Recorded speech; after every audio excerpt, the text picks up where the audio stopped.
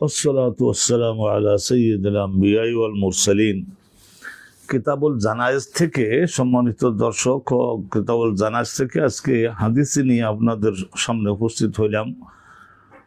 গত একটা অনুষ্ঠান আমরা আপনাদের খেদমতে হাজির হতে পারি নাই, আন্তরিকভাবে আমরা দুঃখিত এবং লজ্জিত। আল্লাহ পাক রব্বুল আলামিন আজকের মাহফিল কবুল করুন।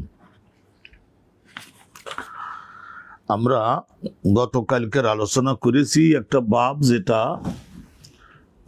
একজন ব্যক্তি সারা জীবন যা কিছু কামাই করলেন তার থেকে কিছু টাকা কড়ি সংরক্ষিত করে রেখে যাওয়া, এটাই হলো আইন, যাতে করে মৃত্যুর পরবর্তীতে তার যে কাফন এবং দাফন ইত্যাদির খরচটা যাতে তার উপার্জনের টাকা থেকে ব্যয় করা যায়, এবং ভিক্ষে করে যাতে তার কাফন দাফন না করতে হয়। আল কাফানু মিন জামিআল মাল, সেখানে আইনের হিসাবে বলা হচ্ছে যে তার রেখে যাওয়া সমস্ত মালের থেকে আগে তার কাফন এবং তার দাফনের ব্যবস্থা করতে হবে। তাহলে এই যে কথাটা, এই কথাটা হচ্ছে অবিহি কল আতা, এইটা হজরতে আতার মত, বিখ্যাত তাবিঈ না হজরতে আতা, ইমাম জোহরির মত, আমর ইবনে দিনার তাবিঈ মত কথাটা ওকল আমর ইবনে দিনার। এই আমর ইবনে দিনার আরো বলে আল হানুতু মিন জামিআল মাল, এই যে বিভিন্ন ধরনের শুকনো তরলরা, শুকনো যেগুলো সুগন্ধি আছে, এই 4-5 রকমের সুগন্ধি বেটে একত্রিত করে তারপরে নির্দেশ আছে না যে জীবন বাহির হওয়ার পরে মুর্দা ব্যক্তির দেহের থেকে নানা ধরনের দুর্গন্ধ বের হতে পারে ঘাম আকারে, তো সেইগুলি যাতে না বের হতে পারে সেই জন্য এই শুকনো যে সুগন্ধিগুলি, এগুলি 4-5 রকমের একসঙ্গে মিক্সার করে তারপরে ওর গোটা দেহের মধ্যে সেটা বগল থেকে শুরু করে সমস্ত জায়গা গোলাতে লাগিয়ে দেওয়ার যে আইন। তাই এখানে আমর ইবনে দিনার বলছেন ওই হানুতের যে খরচটা সেটাও মিন জামিআল মাল, ওর সমস্ত মাল থেকে আগে ব্যয় করতে হবে। ওয়াকালা ইব্রাহিম এ নাখাই, উনি বলেছিলেন ইবদাউ বিল কাফন, আগে কাফন দাফনের বিষয়টা দ্বারা খরচ করা শুরু করতে হবে রেখে যাওয়া মালের থেকে, তারপরে সুন্দরভাবে হয়ে যাওয়ার পরে তারপর তার ঋণ শোধ করতে হবে, ঋণ যদি করে থাকে, তারপরে তার ওসিয়াত যদি থাকে তাহলে 1/3 মাল দ্বারা তার ওসিয়াত বাস্তবায়ন। আর হযরতে সুফিয়ান সাউরি বলেছিলেন যে যারা কবর খনন করে তারা যদি পারিশ্রমিকে নেওয়া ওখানকার রীতি যদি হয়ে থাকে তাহলে তারা গরিব মানুষ কেন ফ্রি কাজ করবে, তাদের পারিশ্রমিকও দিতে হবে ও রেখে যাওয়া টাকা থেকে। অনুরূপভাবে যারা গোসল দেবে তাদের ওদের রেখে যাওয়া টাকা থেকে গোসলদাতা যারা ঘনিষ্ঠ আত্মীয়রা যদি দেয় তাহলে তো তাই হলো।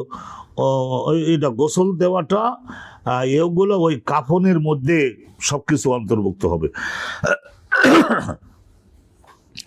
তো এই একটা বিষয় আমরা জানলাম। কিতাবুল জানাজা এর মধ্য থেকেই বিভিন্ন প্রকারের মাসালা এখানে কিন্তু আলোচনা করা হচ্ছে এবং জবাব দেওয়া হচ্ছে। আপনারা মনোযোগ দিলেই জানাজার সংক্রান্ত বিষয়গুলি ধরে নিতে পারবেন। হাদদাসানা আহমদ ইবনে মুহাম্মাদান আল মক্কি, ইমাম বুখারী হুজুরের শিক্ষক হচ্ছেন আহমদ ইবনে মুহাম্মাদান আল মক্কি, তার শিক্ষক হচ্ছেন হজরতে ইব্রাহিম ইবনে সাদ। তা ইব্রাহিম ইবনে সাদ, সাদ ইবনে ইব্রাহিম আন সাদিন আন আবিহি, তো এই যে ইব্রাহিম রেওয়ায়াত করে, ইব্রাহিম ইবনে সাদ রেওয়ায়াত করতেছেন আন সাদিন, সাদের নিকট থেকে। সাদ রেওয়ায়াত করতেছে কার কাছ থেকে? এই যে আন আবিহি, তার নিজের বাপের থেকে। তার বাপের নাম কি? ইব্রাহিম ইবনে আব্দুর রহমান ইবনে আউফ, ওই যে বিখ্যাত সাহাবী। কয়লা হযরত আব্দুর রহমান, হযরত ইব্রাহিম ইবনে আব্দুর রহমান ইবনে আউফ, উনি বলছেন যে উতিয়া আব্দুর রহমান ইবনে আউফ ইয়াওমান বিতআম, উনি বলতেছেন যে ইব্রাহিম বলছেন যে আমার বাপ আব্দুর রহমান বিন আউফের সম্মুখে একবার একটা দামি খাবার আনা হলো, ইয়াওমান বিতআম, দামি খাবার, মূল্যবান খাবার আনা হলো। ফকাল আব্দুর রহমান ইবনে আউফ, আব্দুর রহমান ইবনে আউফ তখন বললেন যে ওই দামি খাবার দেখে তারপরে উনি বললেন যে কোতেলা মুসআব ইবনে উমায়ের, উহুদের যুদ্ধে মুসআব ইবনে উমায়ের শহীদ হলেন। ওয়াকানা খায়রা মিন্নি, আমলের দিক দিয়ে ইমানি শক্তির দিক থেকে তিনি আমার চাইতে উপরের লোক ছিলেন। ফালাম ইউজাদ লাহু মা ইউকাফানু ফিহি ইল্লা বুরদা, তা খুঁজে পাওয়া গেল না তাকে শহীদ হওয়ার পরে। উনি শহীদ হয়েছিলেন, রাসূলুল্লাহর গঠনের সঙ্গে ওনার অনেক গঠনটা মিলত এবং মক্কার অনেক ধনী ব্যক্তির ছেলে ছিলেন, বিদেশ থেকে সুগন্ধি ইম্পোর্ট করে তারপরে ওই তার বাপে তার ছেলের জন্য আনতেন। তাহলে চিন্তা করুন, রসুলুল্লাহর সঙ্গে দিন কবুল করবার কারণে এমনভাবে দারিদ্র্যের মধ্যে পড়ে গেছিলেন যে ওই তার কাফন দেওয়ার জন্য খুঁজে কাপড় চোপড় আর বেশি পাওয়া গেল না, ইল্লা বুর্দা, শুধু একটা চাদর পাওয়া গেল, একটু লম্বা চড়া একটা চাদর, এটা যেটা ওনার পরিধায় ছিল ওই একটাই। ওয়াকুতিলা হামজা। তা হযরত আব্দুর রহমান বিন আউফ বলতেন যে সেই মুসাব ইবনে উমায়ের আমার চাইতে অনেক উপরে ছিলেন, আমার চাইতে উত্তমতর ব্যক্তি ছিলেন, কিন্তু একটা কাপড়ে তাকে দাফন হতে হয়েছিল। মানে এমন অভাবের সময় ছিল তো ইসলামের প্রথম যুগে। ওয়াকুতিলা হামজা, হযরত হামজাও শহীদ হলেন। আও রাজুলুন আখার, বা হযরত হামজার কথা বললেন অথবা অন্য আরেকজন ব্যক্তির কথা বললেন। খায়রু মিন্নি, আমার চাইতে ইমানে আমলে উপরের লোক ছিলেন। ফালাম ইউজাল্লাহু মা ইউকাফানু ফিহি ইল্লা বুরদা। তো অনুরূপে তার কাফন দেওয়ার জন্য খুঁজে পাওয়া গেল না, ওই একটা চাদরই পাওয়া গেল। লাকাদ খাশিতু আন ইয়াকুনা কাদ উজ্জালাত লানা তাইয়্যিবাতুনা ফি হায়াতিনা দুনিয়া সুম্মা জাআলা ইয়াবকি। তারপরে উনি বললেন যে আমি এই আশঙ্কা করছি যে আল্লাহ পাক রব্বুল আলামিন আমরা ইসলামের জন্য যে সমস্ত খেদমতগুলা করেছিলাম সেইগুলির পুরস্কারটা আল্লাহ রাব্বুল আলামিন আমাদের কি এই ভোগ বিলাস তৈয়বাত বলতে ভোগ বিলাস এর সামগ্রীগুলি, আজকের যে দামি খাবার, দামি কাপড়, দামি সম্মান, সুযোগ সুবিধা, এগুলি খুব দ্রুততার সঙ্গে, ব্যস্ততার সঙ্গে আল্লাহ তাআলা আমাদের এই জাগতিক জীবনে দিয়ে আমাদের শোধ করে দিলেন কিনা এই বিষয়ে আমি ভীত থাকি। এই কথা বলে তারপরে সুম্মা জাআলা ইয়াবকি, ওই দামি খাবার, এত দামি খাবার ওনার সামনে আনা হয়েছিল যেগুলো দেখে তারপরে উনি কান্দাকাটি শুরু করে দিলেন যে আল্লাহ রাব্বুল আলামিনের জন্য আমরা কাজ করেছিলাম, তা সেইগুলির পুরস্কারটা আমরা মৃত্যুর আগে এই জগতেই এত চড়া মূল্যের জিনিসপত্র আল্লাহ আমাদিগকে কেন দিয়ে দিতেছেন, করেছি তো পরকালের জন্য। তাহলে আলহামদুলিল্লাহ এখানে আমরা জানলাম একটা বাব শেষ হলো, আর একটা নতুন বাব শুরু হচ্ছে। এজালাম ইউজাদ ইল্লা সাওমুন ওয়াহিদুন, একজন লোকের কাফন দাফনের সময় যদি একটা কাপড় ছাড়া কোনোভাবে আর একটা কাপড় জোগাড় করা গেল না, তৎপরিস্থিতিতে কিভাবে তার দাফন কাফন হবে, এই জানাজা সংক্রান্ত আলোচনাগুলির মধ্যে না এগুলি আছে। হাদাসানা মুহাম্মদ ইবনে মুকাতিল, ইমাম বুখারী হুজুর শিক্ষক মুহাম্মদ ইবনে মুকাতিল, তার উস্তাদ হচ্ছেন আব্দুল্লাহ ইবনুল মুবারাকে কল আখবারনা শুবা, তার উস্তাদ হচ্ছে সাদ ইবনে ইব্রাহিম আন আবিহি ইব্রাহিম। সাদ ইবনে ইব্রাহিম রিওয়ায়াত করছেন ওনার বাপ ইব্রাহিম থেকে। ইব্রাহিম, তাইলে দেখা গেল যে সাদ ইবনে ইব্রাহিম এইটা অনেক সময় দেখা যায় যে এই ধরনের নাম রাখা হয়, সাদ ইবনে ইব্রাহিম ইবনে আব্দুর রহমান। আল্লাহু আকবার, আল্লাহু আকবার, লা ইলাহা ইল্লাল্লাহ, আল্লাহু আকবার, আল্লাহু আকবার, ওয়ালিল্লাহিল হামদ। সাদ ইবনে ইব্রাহিম রিওয়ায়াত করেছেন তার বাবা ইব্রাহিমের থেকে, আর তিনি বলছেন এটা ঘটনা ওই হযরত আব্দুর রহমান বিন আউফের ঘটনাটা। আব্দুর রহমান বিন আউফ তো অসাধারণ বড় ব্যবসায়ী ছিলেন। ইসলাম কবুলের মদিনাতে গিয়ে উনি আনসারীরা বলেছিলেন যে আমার 2 স্ত্রী আছে, আপনার জন্য আপনি যেটা পছন্দ করেন আমি তার থেকে পৃথক হয়ে যাই, আপনি তাকে বিবাহ করে নিতে পারেন, বয়স্ক মানুষ। তাইলে হযরত আব্দুর রহমান বিন আউফ বলছিলেন না যে না ভাইয়া এটা দরকার নাই, আপনারা 2 জন মহব্বতে থাকুন, 2 স্ত্রী নিয়ে থাকুন, আমি এক্ষুনি বিবাহ করবার মতন ওইরকম পরিস্থিতি আমার হয় নাই। আর একটা বললেন যে আমার সাহায্য কোনো ওইভাবে করা লাগবে না, কিন্তু আমাকে একটা মার্কেট দেখাইয়ে দেন। তো ওই মার্কেট দেখাই দেওয়া হলো, সুকে বনি কাইনুকা। তারপর ওখান থেকে উনি মধু এবং ঘি এবং মাখন এই জাতীয় অপচনশীল দ্রব্য সামগ্রী মানে বড় লার্জ পরিমাণে ক্রয় করে তারপরে উনি অন্যান্য এলাকায় নিয়ে খুচরা বিক্রি করতে লাগলেন। 1 মাসের মধ্যে আর্থিক অবস্থা চেঞ্জ করে ফেলছিলেন হযরত আব্দুর রহমান বিন আউফ। উনি ওনার উতিয়াবে তোয়ামেন ওই ঘটনাটাই বর্ণনা, উতিয়াবে তোয়াম ওখানা সাইমান, উনি ওই দিন রোজা রাখছিলেন। তো সন্ধ্যে ইফতারের সময় ওনার সামনে খুব দামি দামি ফল পাকড়া খাবার দাবার এটা ওটা গোস্ত মাছ বিভিন্ন রকমের আনা হলো। ফাকলা, তখন উনি খাদ্যগুলো দেখে তারপরে এই ঘটনাটা বললেন যে মুসাব ইবনে উমায়ের আমার চাইতে ভালো ছিলেন, তা তিনি শহীদ হলেন উহুদের যুদ্ধে, আর 1 কাপড়ে তাকে দাফন করতে হয়েছিল। ইনগুত্তিয়ার সুহু, যদি মাথার দিকে ঢেকে দেয় তাহলে দুই পা আলগা হয়ে যায়, আর যদি দুই পা ঢাকতে যায় তাহলে মাথা আলগা হয়ে যায়, কাপড়টা এতটুকু একটু সংকীর্ণ হয়। ওয়া উরাহু, উনি বলছেন যে উরাহু মানে আরাহু, আরাহু কল, আমি মনে করি আমার বাপ আব্দুর রহমান বিন আউফ উনি একথাও বলেছিলেন যে ওয়া কোতেলা হামজা, হজরতে হামজাও শহীদ হলেন, আমার চাইতে ভালো ছিলেন। আব্দুর রহমান বিন আউফ বলছেন আমার চাইতে ভালো ছিলেন। তারপরে এখন বর্তমান জমানায় দুনিয়ার সুযোগ সুবিধা এমন আমাদের জীবনে আল্লাহ রাব্বুল আলামিন প্রশস্ত ভাবে দিয়ে দিলেন। আও ক্বালা উতিনা মিনাদ দুনিয়ায় মা উতিনা, আমাদেরকে আল্লাহ যা দিলেন সেটা তো আর এইগুলি টাকা কড়ি জমা বা বিরাট আকারের ভোগের সুযোগ, সামগ্রী, অর্থ সামগ্রী, বিত্ত, এইটা অর্জনের জন্য তো আর আমরা ইসলামের মধ্যে ঢুকিও নাই, আর ইসলামের বাস্তবায়নের জন্য ত্যাগ স্বীকারও করি নাই।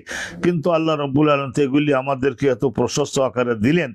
অকাদ খাসি না, আমরা এই আশঙ্কায় রয়েছি যে আন্তা কোন হাসানাতুন, আমরা ইসলামের প্রথম যুগে যে সমস্ত নেক আমলগুলি করেছি সেইগুলির পুরস্কারটা আল্লাহ হয়তো জগতেই আমাদেরকে দিয়ে আমাদের বিদায় আদায় করে দিলেন কিনা। সুম্মা জাআলা ইয়াবকি, ইফতারের সময় অল্প একটু উনি খানা খাইলেন এবং শেষ পর্যন্ত কানতে কানতে আদা বেহুশ হওয়ার মতো হলেন। হাত্তা তারাকাত আম, শেষ পর্যন্ত ইফতারের সময় অল্পই খাইলেন, ইফতারটা তো করলেন, কিন্তু বাকি টাইম বললেন যে নিয়ে যাও এবং অন্যান্য লোকদেরকে দিয়ে দাও, আমি এত সমস্ত খাবার দাবার আমার জন্য। আসলে ওনার ছেলেরা করেছিল, ওনার তখন বার্ধক্য, আর রোজা রাখলে তো ইমানের তেজ বাড়ে। আর একটা হাদিস আমরা শুনে নিচ্ছি, তাইলে এক কাপড় যদি পাওয়া যায় তাহলে এক কাপড়েই তাকে দাফন করতে হবে। যুদ্ধের ময়দানে আর কাপড় ছিল না তাকে, এখনকার জমানা তো অবশ্যই একটু ভিন্ন ধরনের হবে। বাবুন ইজা লাম ইয়াজিদ কাফানান ইল্লা মা ইউয়ারি রাসাহু, তো ওই আগের ওই হাদিসটা আরেকবার আমরা শুনে নিচ্ছি। এমন একটা কাপড় পাওয়া গেল শুধু কেবল যেটার দ্বারা মাথা ঢাকে কিন্তু অথবা দুই পা ঢাকা যায়, তাইলে এই ধরনের যদি হয় তাইলে মাথাটা ঢেকে দিতে হবে কাপড় দ্বারা, আর পায়ের দিক দিয়ে অন্য ধরনের ঘাস টাস, এই জাতীয় কিছু এজখার ঘাস, ওই সৌদি আরবে যে কোনো পাহাড়ে পর্বতে হয়, আমাদের দেশে যে সমস্ত কাশবন, যেগুলি কাশ বন, ওই যে সাদা ফুলের মতো দেখা যায়, ওইগুলির দ্বারা কেটে এনে ওইগুলো শুকনো যদি পাওয়া যায় পায়ের উপরে দিয়ে তারপরে তার উপরে মাটি দিয়ে দিতে হবে। এইটা গতিয়া বিহির আসুহু, মাথা ঢেকে দিতে হবে কাপড় দ্বারা, আর পাটা ঢাকতে হবে অন্য ব্যবস্থা দ্বারা। এই হাদিসটা শুনুন। হাদসানা ওমর ইবনে হাফস ইবনে গিয়াস কল হাদসানা আবি, তাহলে ওমর ইবনে হাফস ইবনে গিয়াস উনি বর্ণনা করতেছেন, বলছেন যে ওনার বাপ হাফস ইবনে গিয়াস রিওয়ায়াত করছেন ওনার কাছে। قال حدثنا الأعمش ওনার উস্তাদ হযরত আমার সুলাইমান ইবনে মেহরান আল আমাশ قال حدثنا শাকিক ইবনে সালামা قال حدثنا খাব্বাব। এই যে খাব্বাব হযরতে ওমর রাদিয়াল্লাহু তাআলা আনহু এর বোন এবং ভগ্নিপতি, এই দুইজনকে কোরআন শিখাতে গেছিলেন যিনি না বিখ্যাত কারি, তো ওনার মুআল্লিম, তো ওনাকেই তো মদিনায় পাঠানো হয়েছিল যে মদিনায় যারা নমুসলিম হচ্ছে তাদেরকে কোরআন পড়া শিখাইয়ে তাদেরকে যাতে নামাজটা কমপক্ষে শুদ্ধ করে হতে পারে এরকম ট্রেনিং দাও। তো ওই হযরতে খাব্বাব কলা হাজারনা মা'আন নবী, আমরা রাসূলের সঙ্গী হয়ে আমরা হিজরত করলাম, নালতামিসু ওয়াজহাল্লাহ, আমাদের সকলের মনের মধ্যে উদ্দেশ্য ছিল যে আল্লাহ রাব্বুল আলামিনকে কি করে আনন্দিত করব এবং আল্লাহর মান মর্যাদা প্রতিষ্ঠিত করব, একমাত্র আল্লাহর জন্য যাতে সকলে ইবাদত আরাধনাটা করতে পারে, এইগুলি প্রতিষ্ঠার জন্য। আর আল্লাহ রাব্বুল আলামিনের বান্দা কারোর বিরুদ্ধে যাতে কেউ জুলুম করে টিকে যেতে না পারে, সকলের জীবনে একটা নিরাপত্তা প্রতিষ্ঠার জন্য আমরা চেষ্টা করে লড়াই আমরা করছিলাম, হিজরত আমরা করছিলাম। ওয়াকা আজরুনা আল্লাহ, আল্লাহ পাক রব্বুল আলামিনের কাছে আমাদের বহু কর্মের একটা পুরস্কার নির্ধারিত হয়েছিল। ফামিন্না মান মাতা, কিন্তু আমাদের মধ্য থেকে অনেকেই দেখা গেল হিজরতের পরে মারা গেলেন। ওয়ালাম ইয়াকুল মিন আজরিহি শাইয়ান, আর কিন্তু এই যে ইসলাম কবুল করা, ইসলামের জন্য এত কষ্ট সহ্য করা, মায়ের পিটানি সহ্য করা, এই সমস্তের বিনিময়ে যে একটা ভালো পারিশ্রমিক পাওয়ার এবং বিরাট সুযোগ সুবিধা, এই যুগটা আসলো, কিন্তু সেই যুগটা তারা দেখে যেতে পারলেন না। ওয়ালাম ইয়াকুল মিন আজরিহি শাইয়ান, জগতে তারা নিজেদের এই সমস্ত ত্যাগ, তিতিক্ষা এবং সৎকর্মের কোনো পুরস্কার, আজরুন, পারিশ্রমিক ভোগ করে যেতে পারে নাই। তাদের মধ্য থেকে একজন হলেন হযরতে মুসআব ইবনে উমাইর, মহাকোটিপতি লোকের ছেলে উনি ছিলেন। ইসলাম কবুল করে শেষ পর্যন্ত কি কষ্ট করে হিজরত করে নবীর সঙ্গে ওই ওহদের যুদ্ধের দিনে রসুলুল্লাহর গঠনের সঙ্গে ওনার গঠনের একটু মিল থাকাতে কাফেরেরা মনে করলো ইনি বোধ হয় মোহাম্মদ, হত্যা করে ফেলি। তো ওনারকে খুব ভীষণভাবে হত্যা করে ফেলছিল মুসাব ইবনে উমাইর। ওনার বাপের একমাত্র পুত্র সন্তান ছিলেন উনি। তো ওনার বাপ বিদেশের থেকে দামি সুগন্ধি এনে ওনার ছেলেকে বলতেন যে বাবা ব্যবহার করো। তো সেই মুসাব ইবনে উমাইর ইসলাম কবুল করে এতটা ত্যাগী হলেন যে সুবহানাল্লাহ, ওই দাফন কাফনের সময় মাত্র একটা চাদর ছাড়া ওনাকে আর কিছু দেওয়া সম্ভব হয় নাই। ওয়ামিন্না মান আয়না আতলাহু সামারাতুহু ফাহুয়া ইয়াহদিবু হা কুতিলা ইয়াউমা উহুদিন ফালাম নাজিদ মা নুকাফিনুহু ইল্লা বুরদা। তো উনি বললেন যে অমিন্না, আর আমাদের মধ্যে অনেক সাহাবা এমনও আছেন মান আয়না আতলাহু সামারাতুহু, তারা তো ওই সমস্ত হিজরতের মাধ্যমে, ইসলামের দাওয়াত দেওয়ার মাধ্যমে, মানুষদের জুলুম নির্যাতন সহ্যের মাধ্যমে এবং কঠিন খেয়ে না খেয়ে রোজা রাখা মক্কার জীবনের ওই 13 বছরে, তো তারা যে সমস্ত ইসলামের জন্য তারা যে গাছগুলো লাগিয়েছিলেন, সেই গাছগুলি আয়না আত মানে তাদের লাগানো গাছগুলির মধ্যে ফল ধরলো এবং সেই ফলগুলি পরিপক্ক হলো। এখন সেই পাকা ফলগুলি পেড়ে তারা খাবে, কিন্তু তারা আয়না আতলাহু সামারাতুহু, তাদের লাগানো ত্যাগ তিতিক্ষা এবং আত্মকোরবানির মাধ্যমে তাদের লাগানো গাছের ফলগুলি, তারা সকলে তাদের ফলগুলি গাছে পাকলো। ফাহুয়া ইয়াহদিবু হা, তারপরে দেখা গেছে যে তারা পাকা পাকা পরিপক্ক ফলগুলি তারা কি করতে লাগলো, এইভাবে সুবহানাল্লাহি ওয়া বিহামদিহি, পাকা ফলগুলি তারা পাড়তে লাগলো। পেড়ে পেড়ে নিজেরাও কিছু খাইলো। আম্মা কিনায়াতুন আম্মা ফুতিহা আলাইহি মিনাদ দুনিয়া উজ্জলা সাওয়াবুহু, তাহলে যে সমস্ত ত্যাগ তারা স্বীকার করছিলেন, সেই ত্যাগ স্বীকার এবং কষ্ট সহ্য এবং জুলুম নির্যাতন বরণ করে নেয়া, এই সমস্তের কারণে তাদের ত্যাগের বৃক্ষের ফলগুলি পরিপক্ক হলো। ফাহুয়া ইয়াহদিবুহা, তাহলে পরবর্তীতে শেষের দিকে এসে মদিনায় এসে উহুদ বদর যুদ্ধ যখন হলো, বদর যুদ্ধের দিনেই তো প্রায় বদর যুদ্ধের দিনেই তো প্রায় 72 এই যে প্রায় 150টার মতো উট এটা মুসলমানগণের দখলে আসলো, আর গাধা খচ্চর ঘোড়া এবং কি পরিমাণে অস্ত্রপাতি খাদ্য সামগ্রী এগুলি সমস্ত মুসলমানগণের কবজায় আসলো। এরপর থেকে আর মুসলমানগণের এই ওহদের যুদ্ধে যেটা হালকা একটু কোরবানি হয়েছে, একটু শিক্ষা হয়েছিল, কিন্তু এর পরেও ওহদ যুদ্ধের মাধ্যমেও মুসলমানগণ অনেক কিছু সুযোগ সুবিধা বৃদ্ধি করে নিতে পেরেছিলেন। তারপরে খন্দকের যুদ্ধের পর থেকে তো আলহামদুলিল্লাহ পেছনে তাকানো লাগে নাই মুসলমানদের। তারপরে ওই যে খাইবারের যুদ্ধ হলো, সেই খাইবারের যুদ্ধের ওখান থেকে তো একজন মুসলমান যদি এই ধরনের লড়াইয়ের মাধ্যমে দখল করেন, তাহলে ওই এলাকার যত জমা জমি 5 ভাগ হবে, 1 ভাগ যাবে খলিফা মানে রসুলুল্লাহর ব্যক্তিগত তহবিলে। ওই জমি এবং ওখানকার উৎপাদিত ফসলগুলি তিনি 5টা খাতে ব্যবহার করতেন, আর আলহামদুলিল্লাহ নিজের পরিবারের জন্যও তো নিশ্চয় কিছু ব্যবহার করবেন।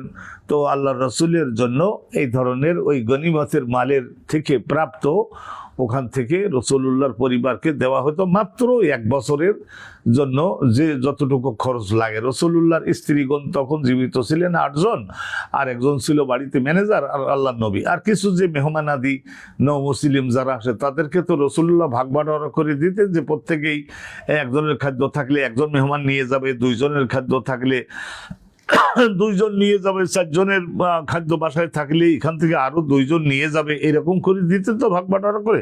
তারপরে যখন যেগুলি লোকজন নিয়ে যেতে পারতো না, কেউ নেওয়ার নাই, আর 8 জন হোক 10 জন হোক, সবগুলাকে তো আল্লাহ নবীর বাড়িতে নিয়ে রসুলুল্লাহ তাদের খাওয়া দাওয়ার ব্যবস্থা করতেন। তাহলে এখানে দেখুন যে আমাদের মধ্যে কিছু কিছু সাহাবা এমন ছিলেন যাদের লাগানো বৃক্ষর মধ্যে ফল পরিপক্ক হলো, পরবর্তীতে তাহারা কি করলেন, ওই পরিপক্ক ফলগুলি পাড়তে লাগলেন, দক্ষতার সঙ্গে পাড়তে লাগলেন এবং নিজেরাও কিছু খেয়েছেন আর বাকিদের মধ্যে বিলিয়েছেন। তার মানে আর্থিক সক্ষমতা দ্বারা আরো বহু সংখ্যক লোকের খেদমত করেছেন। তাই এই কথা বললেন, বলবার পরে বলেন কুতিলা ইয়াউমা উহুদ, আর ওই হযরতে মুসাব ইবনে উমাইরের কথা বলছেন আব্দুর রহমান বিন আউফ। উনি বলছেন যে ও মুসআব ইবনে উমাইর তো ওহুদের যুদ্ধের দিনে রাসূলুল্লাহকে নিরাপদে রাখবার জন্য নিজের জীবনকে হাসতে হাসতে কোরবানি করে দিলেন। ওহুদের যুদ্ধের দিনে ৭২ জন শহীদ হলেন দেখতে দেখতে, আর আহত হন নাই এইরকম একজনও ছিলেন না, আল্লাহ নবী সহ। ফালাম নাজেদ মা নুকাফিনহু, শেষ পর্যন্ত রসুল্লাহ বলছিলেন যে শহীদগণ যেখানে শহীদ হন ওই জায়গায় তাদেরকে দাফন করতে হয়, তো সেই হিসেবে তাদের ওখানে দাফন করলাম। কিন্তু হযরতে মুসআব ইবনে উমাইরের দাফন করবার আগে তার কাফন তো দিতে হবে, শহীদগণকে গোসল দিতে নাই, কারণ ওই যে রক্ত, এইগুলি রক্ত তাজা রক্ত থাকবে। ইয়াতাফাজ্জারু দামান, রাসূলুল্লাহ সাল্লাল্লাহু আলাইহি ওয়াসাল্লাম বলেছেন কিয়ামতের মাঠে যখন তারা উঠবেন ইয়াতাফাজ্জারু দামান, তাহলে তাদের দেহের থেকে যেসব জায়গায় ক্ষত করেছিল কাফেররা সেখান থেকে তাজা রক্ত প্রবাহিত হতে থাকবে। আল্লাহ রাব্বুল আলামিন তাদের পক্ষে একটা মর্যাদা বৃদ্ধির জন্য এরকম করে দিবেন। আল্লাহ নুলাউনুদ্দমে, রক্তের রং ওই দেখা যাবে যে রক্তের মতো লাল রং, কিন্তু ওই রক্তের মধ্যে যে জাগতিক রক্তের মধ্যে যে একটা দুর্গন্ধ হয় সেইটা না, আর রিহুল মিস্ক। রাসূলুল্লাহ সাল্লাল্লাহু আলাইহি ওয়াসাল্লাম বলেছিলেন যে সুগন্ধি যেটা ওখান থেকে ছড়িয়ে পড়বে সেটা হলো মিসকো আম্বারের। মিসকো আম্বার, মিসকুন কাকে বলে আর আম্বর কাকে বলে, এইটা আমি অন্য আরেক সময় ব্যাখ্যা দিব নাকি এখনই দিয়ে দিই। তো আলহামদুলিল্লাহ, এই যে পুরুষ ও হরিণ তাদের নাভিতে এক প্রকারের দাউদের মতো হয়, আর ওই জায়গায় সে পায়ের খুরের সাহায্যে চুলকানি হয় তো চুলকায়, অনেক সময় নিজের গালের দাঁত দ্বারাও ভীষণ চুলকানি হলে সেখানে একটু কামড়ায়, তো ওই আস্তে আস্তে আর একটু বেশি বেশি রক্ত বের হয়। অনুরূপভাবে মনে করে নেন আধা কেজি এই রকমের একটা রক্তের পিণ্ড খণ্ডের মতো ঝুলে থাকে, এবং ওই পুরুষ হরিণের নাভি, মৃগ মানে হরিণ, নাভি কস্তুরী, কস্তুর মানে খণ্ড, তাহলে এগুলি সমস্ত বেশিরভাগ আরবি শব্দ, সেই জন্য ব্যাখ্যা করে দিলাম। তাহলে আর আম্বর, এইটা সাগরের গভীর বক্ষে এক প্রকারের গাছ উৎপন্ন হয়, সেই গাছটা যদি কোনো ডুবুরি উঠাই 1 মণ আনতে পারে তাহলে তার 10 পুরুষ আর আলহামদুলিল্লাহ আর কামাই করে খাওয়া লাগবে না। ওই যে সাগরের তলদেশের one kind of tree, under the sea, এই যে সাগরের তলদেশে এক প্রকারের গাছ, ওইটার ডালগুলি এত সুগন্ধি হয়, এই একটা জিনিস। আর একটা জিনিস আছে, আর এক প্রকারের মাছ আছে, হুথ, সাগরের মধ্যে এক প্রকারের বিশাল দেহি মাছ হয়, সেই মাছটা কিছুটা মল ত্যাগ করে, তা সেই মল ত্যাগ যদি করলো মনে করুন 3-4 মণ এইরকম, তো সেইটা এত সুগন্ধিযুক্ত হয়। তো ওই আম্বর জাতের মাছ, তার মল, আবার অনেকে বলেছেন তার পেটের চর্বি, অনেকেই বলেছেন বিভিন্ন রকমের ব্যাখ্যা আছে। তা এগুলি সাগর দেশের ওই মাছের চামড়া, ওইটা শুকাইয়ে তারপরে ঢাল তৈরি হইতো রাসূলুল্লাহ জামানায়, ঢাল। তো এগুলি তো ফেলনা জিনিস কোনোটাই তো আর না। তো ওই জন্য আমরা বলি যে মেস্ক, আমরা মিস্ক বলি কিন্তু আসলে উচ্চারণ হবে মেসকন, মিম সিন এবং ছোট কাপ, মেসকন। আর আম্বার, ওই আম্বার যদি বলেন গাছ তো গাছ, আর যদি বলেন যে ওই বিখ্যাত মাছের পেটের নাড়ি তো তাই, অথবা বলে ওর মল তাই। আলহামদুলিল্লাহ, মিসকো আম্বরের মতো সুগন্ধি যুক্ত হবে কিয়ামতের মাঠে। ওর ওই রক্তের সুগন্ধিতে হাসরের মাঠের ইমানদার লোকেরা মাতোয়ারা হয়ে যাবে, আর ওকে যারা জুলুম করছিল তারাও সকলে দেখবে যে আরে আমরাই রক্তটা ঝরাই দিয়েছিলাম, আর সেই রক্তের পুরস্কারে আজকে সে পেয়ে গেল।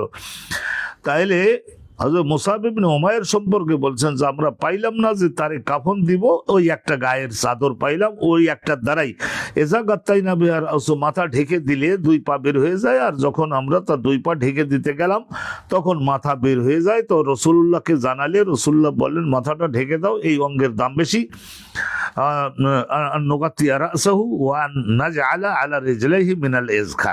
আর পায়ের দিকে ওই আশপাশ থেকে এজখার জাতীয় হেজাজের মধ্যে পাওয়া যায় এক ধরনের ঘাস, পাহাড়ের মধ্যে হয়, ওদিকে কিছু বৃষ্টি তো হয়।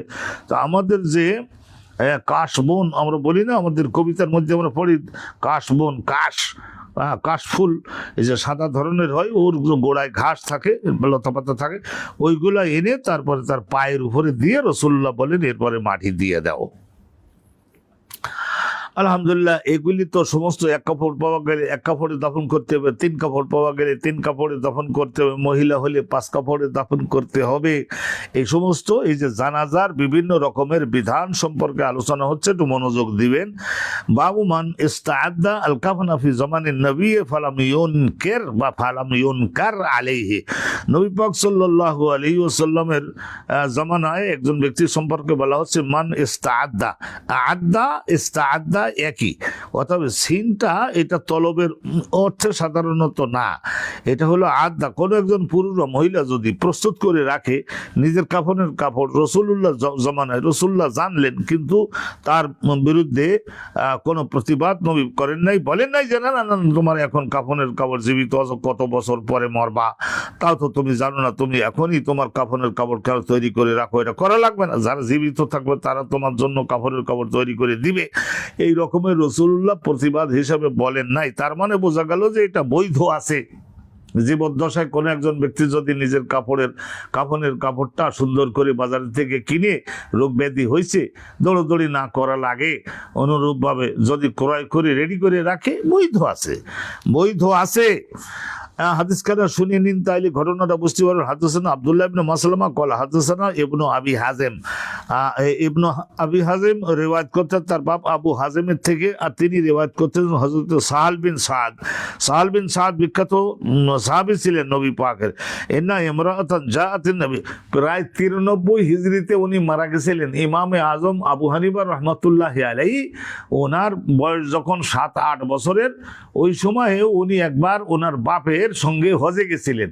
ওনার বাপ তো ওই কুফায় চাকরি করতেন না, হজরতে আলী রাদিয়াল্লাহু তাআলা আনহু এর কোর্টে মানে অফিসে, ওখানে চাকরি করতেন। তো হজরতে সাবেত আবু হানিফা রহমতুল্লাহি আলাইহি এর বাপ, তো ওই যে ওখান থেকে কুফা থেকে হজে যাওয়া যায়, তো ছেলেকেও নিয়ে গেছিলেন। আর জমজম কুবের পাশে হজরতে সাহাল বিন সাদকে উনি দেখছিলেন। ব্যবসা বাণিজ্য সংক্রান্ত একখানা গুরুত্বপূর্ণ হাদিস উনি বর্ণনা করতেছিলেন।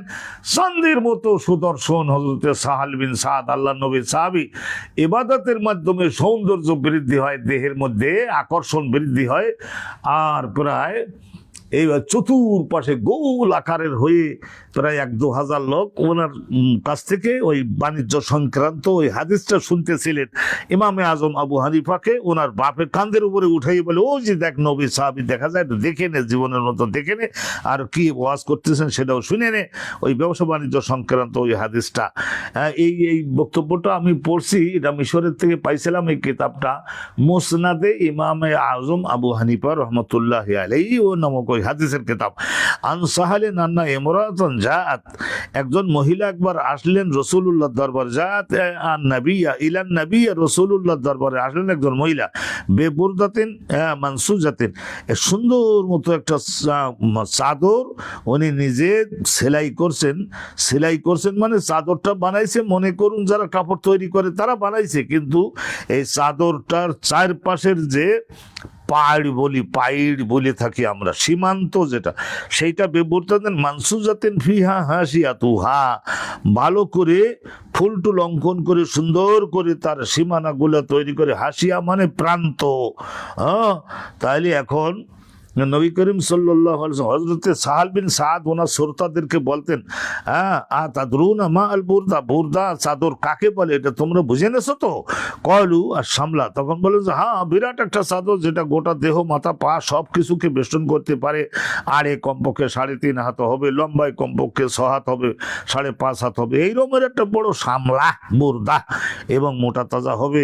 আরবের দেশে যখন ঠান্ডা পড়ে তো একেবারে হাড় কাঁপানি ঠান্ডা পড়ে, তো তখন ওই শ্রোতারা যখন জবাব দিলেন কলা নাম, তো উনি বললেন যে হ্যাঁ, বোরদা এবং সামলার অর্থ তোমরা বুঝে গেছো।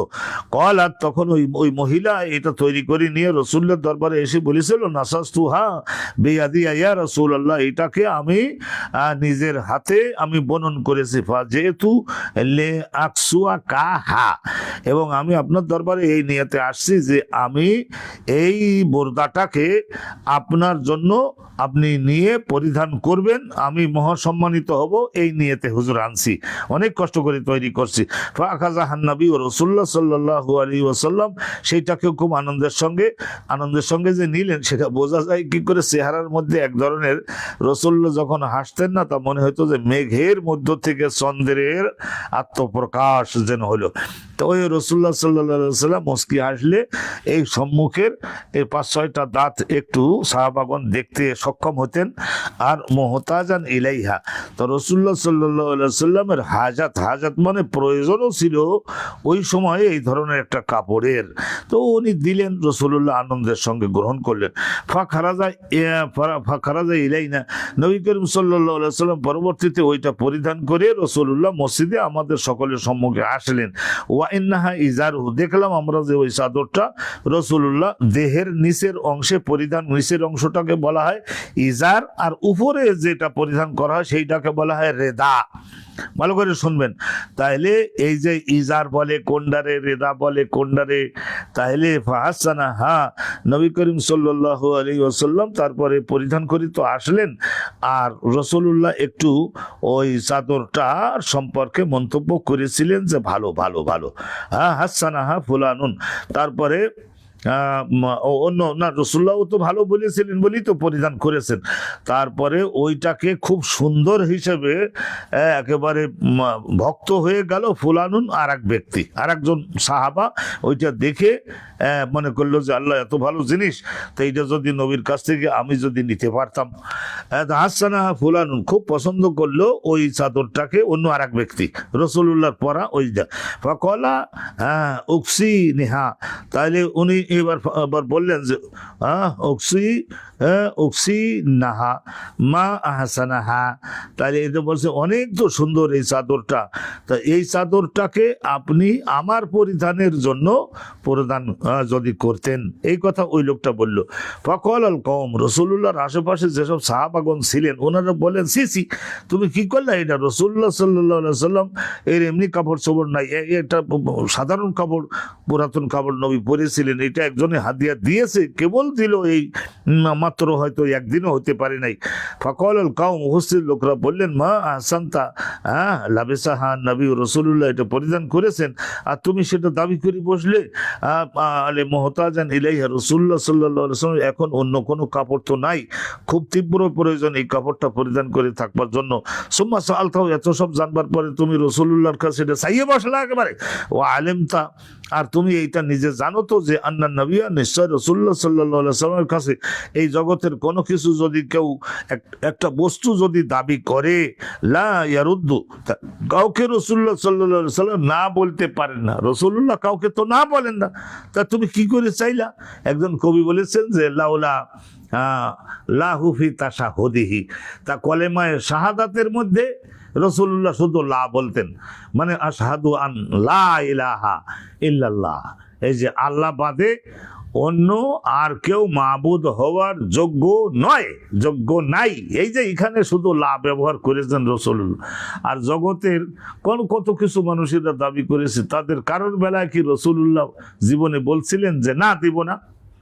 এটা তুমি জানো, তারপর আবার চাইলা, এখন তো তোমাকে দিয়েই দিবেন, এখন উনি কি পরিধান করবেন? আহা, কোন জমানা গেছে সেই সময়ে। রাসূলুল্লাহ যার জন্য জগৎ সৃষ্টি, আপনারা এই কথাটা অনেক সময় বুঝে উঠতে পারেন না। যার জন্য জগৎ সৃষ্টি, তার মানে মানব জাতি ইবাদত করবে, মানবের জীবনের প্রয়োজন পূরণের জন্য জগৎ সৃষ্টি। আর এই মানবের দলপতি নবী রাসূলগণ, নবী রাসূলগণের মধ্যে দলপতি রাসূলুল্লাহ।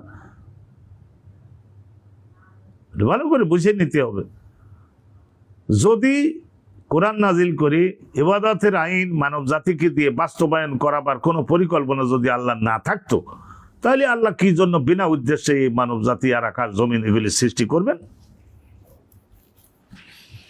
তুমি তো জানো রাসূলুল্লাহ কাউকে না বলেন না, কোন সায়েলকে না বলেন না, চাইছো দিয়ে দিল তোমাকে, এখন কি উপায় হবে? ক্বালা ইন্নী ওয়াল্লাহি মা সাআলতু লি আলবিসাহু, তখন সেই লোকটা বলল যে আমি রসুলের কাছে এই নিয়তে চাই নাই যে ওইটা আমি আর পরে বেড়াবো, নবী যেটা পরেছেন সেটা আমিও পরে বেড়াবো, না, সে উদ্দেশ্যে না। ওয়াইন্নামা সাআলতুহু, রসুল্লাহ যে এখন যার অন্য কাপড় নাই তা তো আর আমি জানতাম না। ওয়াইন্নামা সাআলতুহু, নবীর কাছে আমি এটা এই জন্য চাইছিলাম লিতাকুনা কাফানি, যাতে করে এই কাপড়টা নবীর পরিধান করেছেন, রসুল্লাহর গায়ের ঘাম ঠাম লাগছে, ওইটা আমার কাফন হিসাবে মরার পরে যাতে আমি বানাতে পারি, আমার ছেলে মেয়েদেরকে বলে যাবো। কয়লা সাহালুন, তা হযরত সাহাল বিন সাদ বলেন যে রসুল্লাহ আর একটা কাপড় সংগ্রহ করলেন, তারপরে এই কাপড়টা ওই ব্যক্তিকে দিয়ে দিয়েছিলেন, আর পরবর্তীতে ওই লোকটা রেখেও দিছিল। আমরা কিছুদিন পরে দেখলাম ওই পুরুষ লোকটা মারাও গেল, আর তার ছেলেমেয়েরা ওই কাপড় দিয়েই তার কাফন দিছিল। তো অন্য কাপড় হয়তো ওর সঙ্গে দিয়েছে, পুরুষদের বেলায় তিন কাপড় দিয়ে কাপড় দেওয়ার কথা। মনোযোগ দিবেন, এটা জানাজার বিভিন্ন রকমের বিধান কিন্তু আলোচনা হচ্ছে। বাবু ইত্তিবাই নিসাইল জানাজা। এখন মনে করে রাসূলুল্লাহ তো অনেক সময় পছন্দনীয় কর্ম হিসাবে বলেছিলেন যে লাশ আর খাটিয়া আর লাশ, এই দুইটাকে মিলে বলে জানাজা। জানাজার পেছনে, জানাজা যাবে আগে আর মানুষজন যাবে তার পেছনে পেছনে। তা এখন মহিলারাও কি কবরস্থান পর্যন্ত ওই জানাজার মানে খাটের আর লাশের পেছনে পেছনে মহিলা গণেরও কি কবরস্থান পর্যন্ত যাওয়ার আইন কড়াকড়ি আছে না, এই বিষয়ে বিধান কি সেই সম্পর্কে শোনেন। হাদাসানা কাবিসা ইবনে উকবা قال হাদাসানা সুফিয়ান আস-সাউরি, তার উস্তাদ হযরত খালিদুল হাজ্জা, তার উস্তাদ উম্মুল হুজাইল মহিলা। তা এখন আন উম্মে আতিয়া রাদিয়াল্লাহু তাআলা সাহাবিয়া ছিলেন, আন্নাহা ক্বালা, তিনি বলেছেন নুহিনা আন ইত্তিবাইল জানাজা, রাসূলুল্লাহ আমাদেরকে নিষেধ করে দিয়েছিলেন যে তোমরা জানাজা এবং খাটিয়া ওর উপরে লাশ নিয়ে যখন মুসলমান পুরুষরা যায় তখন তোমাদের মহিলাদেরকে তার পেছনে পেছনে যাওয়া লাগবে না। মেয়ে লোকদের ধৈর্য কম, তারা যাদের আত্মীয় স্বজন আপনার ভাই বা বাপ বা নিজের এই ধরনের মা বাপ ভাই বোন আত্মীয় স্বজন ঘনিষ্ঠ যারা এরকম মেয়ে লোক থাকলে এমন চেঁচাইয়ে কান্না শুরু করে দিবে, আর কানতে কানতে কবরস্থানে যে যদি বয়স যদি মারাত্মক ধরনের হয়ে থাকে সেই জায়গায় কানতে কানতে মনে করেন কাপড় চোপড় এদিক ওদিক হয়ে যেতে পারে। তাইলে ইত্তিবাইল জানায়েজ, এই জানাজার পেছনে পেছনে মেয়ে লোকদের যেতে নিষেধ করে দিলেন। ওয়ালাম ইউজাম আলাইনা, কিন্তু নবী করিম সাল্লাল্লাহু আলাইহি ওয়াসাল্লাম আমাদের সকলের সম্পর্কে, মেয়ে লোকদের সম্পর্কে খুব কঠোরতা আরোপ করেন নাই যে তোমরা একজন যেতেও পারবে না, কঠোরতা আরোপ করেন নাই। এখন মনে করে নিন সাধারণত না যাওয়া এটাই হলো আইন। তো এখন একজনের মনে করুন স্বামী দাফন হয়ে যাচ্ছেন, তো স্ত্রী ভালো পর্দা সহ, অনুরূপভাবে তার 4-5টা মেয়ে কন্যা সন্তান, অনুরূপভাবে তার পত্নীরা, এরা সকলে যদি মনে করুন যে বেটা লোকদের থেকে মোটামুটি পর্দা সহ একটু কবরস্থানে দাফন হচ্ছে, ওর একটু মোটামুটি সংরক্ষিত একটা ঘরের মধ্যে, পাশেই একটা ঘর আছে তার মধ্যে জানালা বা দরজা দিয়ে দাফনের ঘটনাটা যদি একটু দেখেন, তাহলে সেইটা একেবারে যে শরিয়াতে লঙ্ঘন হবে, কবিরা গুনাহ হবে বা এই রকমের না। ওয়ালাম, এই যে রাসূলুল্লাহ উনি বলছেন যে লাম ইউজাম, এর ব্যাখ্যায় ওনারা বলছেন লাম ইউজাম, অর্থাৎ আমাদের উপরে খুব কঠোরতা আরোপ করা হয় নাই। লাম ইউআক্কিদ আলাইনা ফিল, মানে আমাদের নিষেধ করবার ব্যাপারে খুব কঠোরতা আরোপ করেন নাই রাসূলুল্লাহ সাল্লাল্লাহু আলাইহি ওয়াসাল্লাম। যেতেই পারবে না, গেলে কিন্তু ঈমানহারা হয়ে যাব, জাহান্নামে যেতে, এই সমস্ত কোনো কথাবার্তা নবী করিম সাল্লাল্লাহু আলাইহি ওয়াসাল্লাম বলেন নাই। বাবু ইহদাতিল মারআতি আলা গায়রি যাওজিহা, মনে করুন যে আপনার ইহদাত শব্দটার শাব্দিক অর্থ হলো যে সৌন্দর্যের উপকরণ ব্যবহার না করা।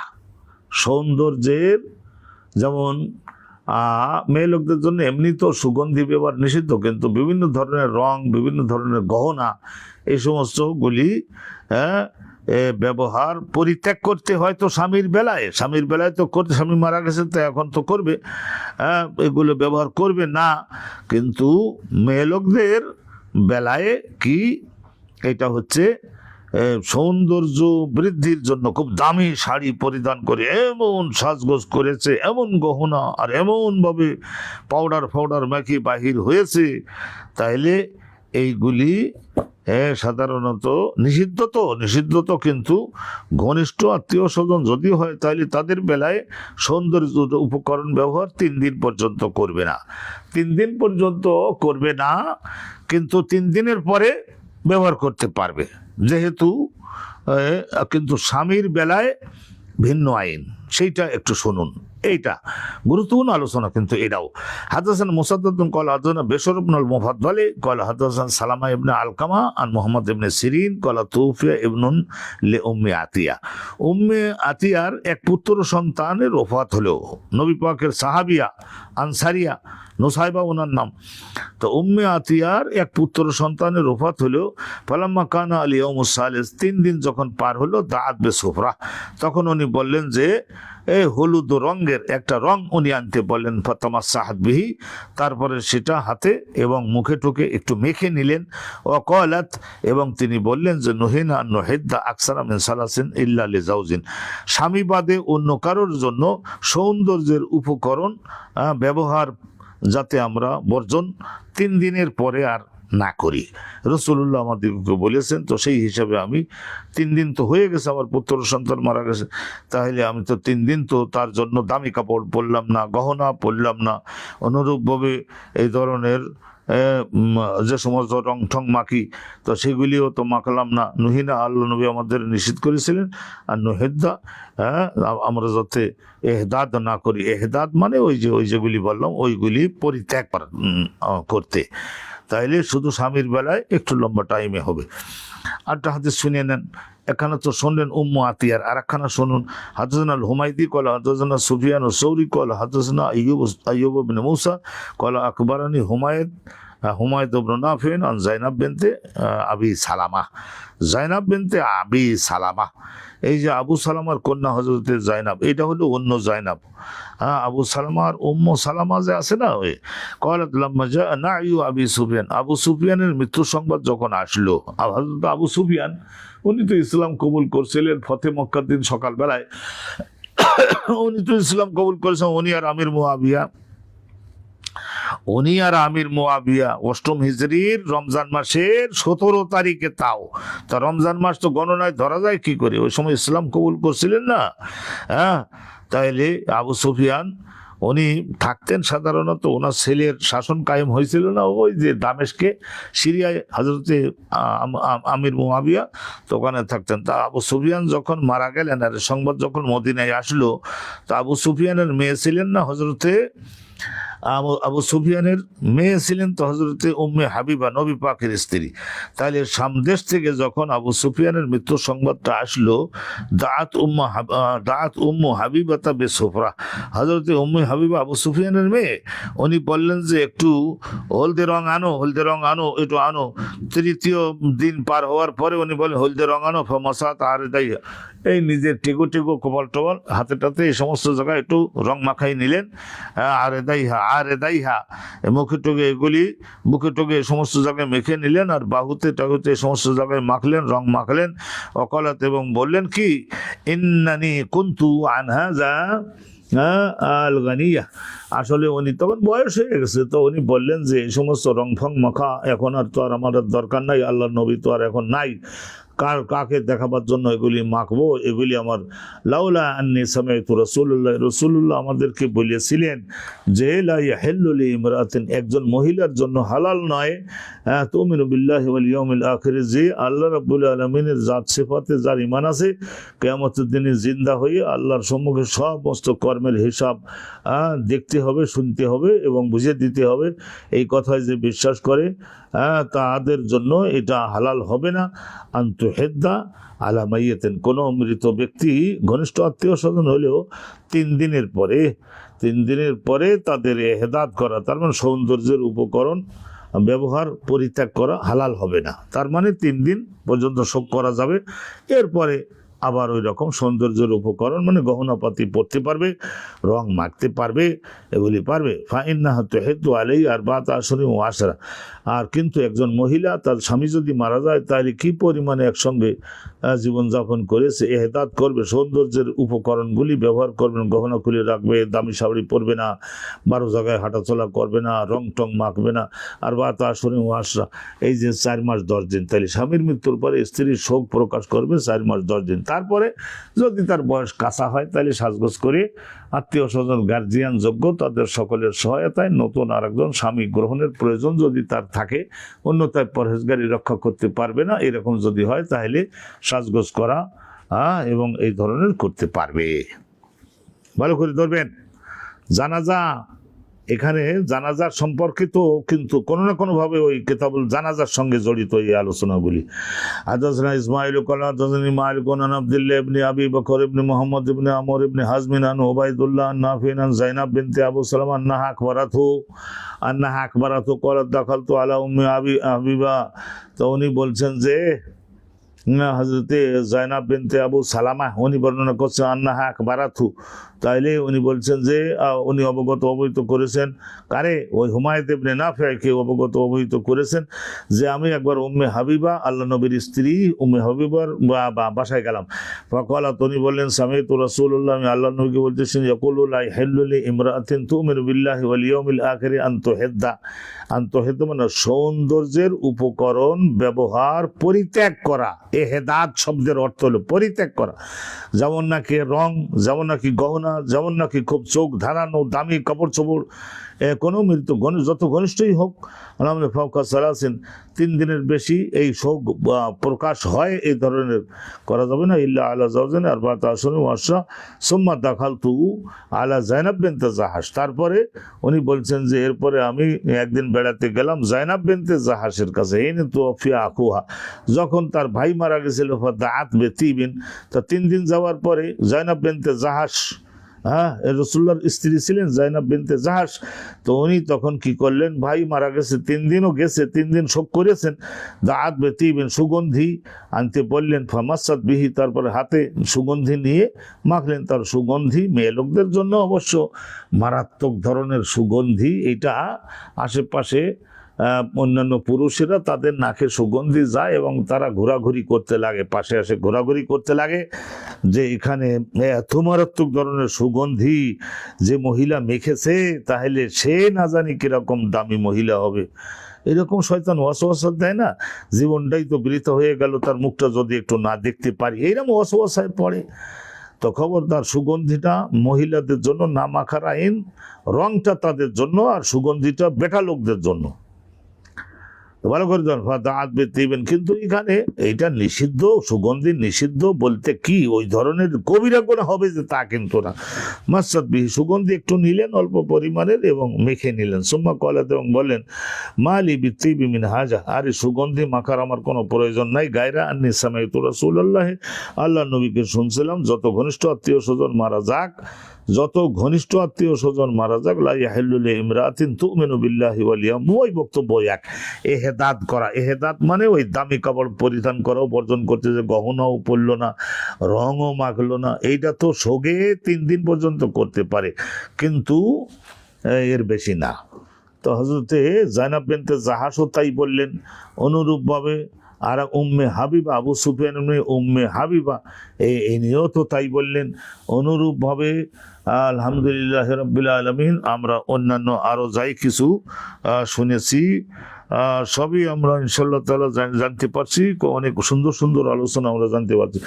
আলহামদুলিল্লাহ, আমরা 2 পাতা শেষ করব, তো সেই জন্য আল্লাহর মেহেরবানি আমাদের হাতে এখনো 20 মিনিট আছে।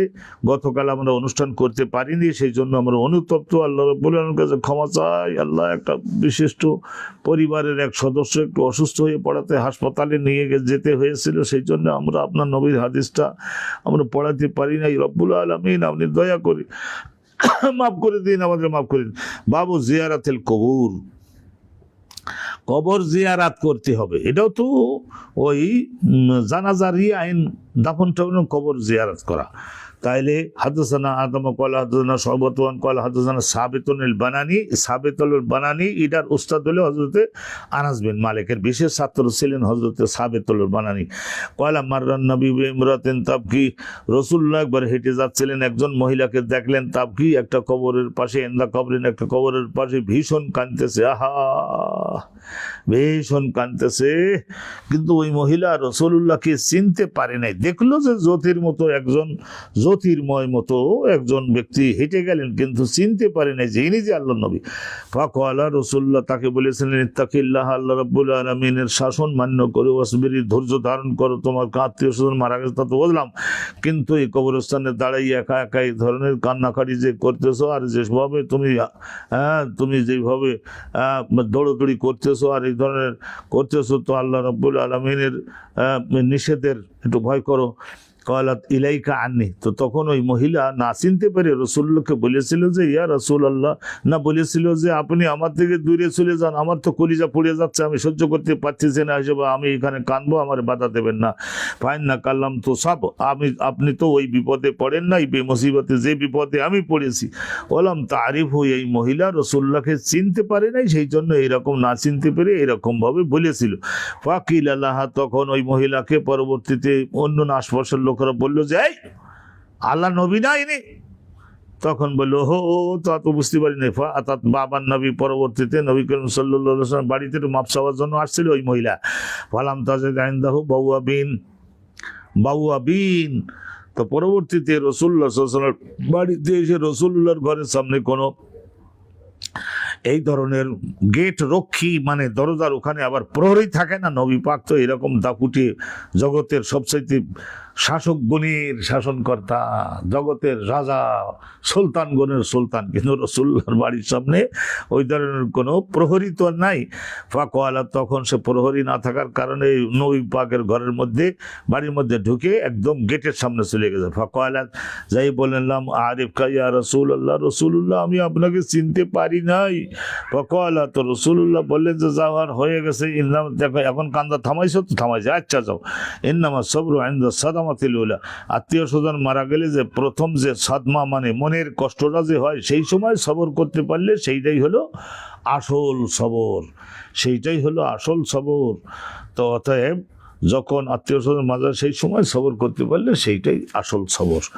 তো এইটা আমরা শুনে নিলাম। তো খবরদার এখন এই যে কান্দাকাঠির বিধানটা সেইটাও কিন্তু জানা দরকার, একটু ভালো করে শুনে নেন, এখন সেই আইনটা আসতেছে। বাবু কওলিন নবী সাল্লাল্লাহু আলাইহি ওয়াসাল্লাম, এই বাবের মধ্যে আলোচনা করা হবে যে নবী করিম সাল্লাল্লাহু আলাইহি ওয়াসাল্লাম বলেছেন ইউআযাবু আল মাইয়িত, একজন মৃত ব্যক্তিকে কবরে শাস্তি প্রদান করেন ফেরেশতাগণ বিবাদে বোকায়ে আলাইহি, যখন তার মৃত্যুর পরে তার আত্মীয় স্বজনরা যদি কিছু কিছু, সব ক্রন্দন না, কিছু কিছু ক্রন্দনের কারণে ওই ব্যক্তিকে শাস্তি দেওয়া হয়। এই সব কথা বলি আসছিলি কেন? তুই তোর আত্মীয় স্বজন গণকে, ফেরেশতারা বলেন এই অর্ডার দিয়ে আসছিলাম কেন?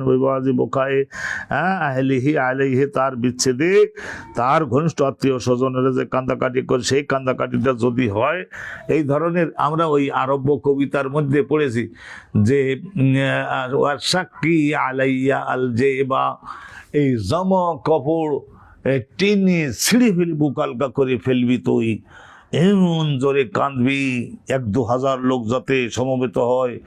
আর আমি তোর চাচা, আমি যে কি ছিলাম, আমি যে কত বড় কবি ছিলাম, তোরফা, তো ওই ওর তোরফার কবিতার মধ্যে এটা পাওয়া যায়। ওয়া সাক্ষী আলাইয়া আল জাইবা ইয়া ইবনাতা মাবাদি, হে আমার মাবাদ ভাইয়ের কন্যা রে, তুই আমার মৃত্যুর পরে এই ধরনের কান্দ, এরকম যদি বলে যায়, আর সেই কান্দাটা 7 দিন 10 দিন পর্যন্ত চলবে, আর তোর সঙ্গে এত লোক রাখবি, আর এমন আওয়াজ যেন হয় যে আওয়াজটা এই ধরনের 2-5 মাইল পর্যন্ত যায়, তাহলে এই ধরনের কান্দা যদি হয়, তাহলে কি করলো, এই সাবালির উপরে নখ দিয়ে আঁচড় দিয়ে গোস্ত তুলে ফেলবি, তারপরে জামা কাপড় ছিঁড়িয়ে বিবস্ত্র হয়ে যাবি, হাজার মানুষ ধরে দেখবার জন্য সমবেত হবে। এই সমস্ত যদি ওসিয়াত করে গিয়ে থাকে, তাহলে সেই কান্দার কারণে অবশ্যই তুই এই ধরনের ওসিয়াত কেন করে আসছিলি, এত লোক কেন ভাড়া দিয়ে আসছিলি যে তোরা 40 দিন পর্যন্ত আমার জন্য ক্রন্দন করবি। ইজা কানা নাউহু মিন সুনানিহি সুন্নাতিহি, তাহলে এই নাউহুন মানে বিকট আওয়াজে ক্রন্দন করাকে বলা হয় নাউহুন। তো এই নাউহুনটা যদি হয় মিন সুন্নাতিহি, ওই মৃত যে ব্যক্তি মারা গেছে তার প্রতিষ্ঠিত করে দিয়ে যাওয়া আইন, সুন্নাত মানে এখানে আইন, তার প্রতিষ্ঠিত করে দেওয়া আইনের অনুপাতে যদি ওরা কান্দে তাহলে সেই কান্দার কারণে কবরে তার শাস্তি হবে। লিকাউলিল্লাহি তাআলা, আল্লাহ পাক রব্বুল আলামিন কোরআন শরীফ বলেছেন, কু আনফুসাকুম ওয়া আহলিকুম নারা, তোমরা নিজেদের জীবদ্দশায় যতদিন থাকো ততদিন তোমরা নিজেদের সকলকেই বদকর্ম থেকে নিজেদের রক্ষা করো।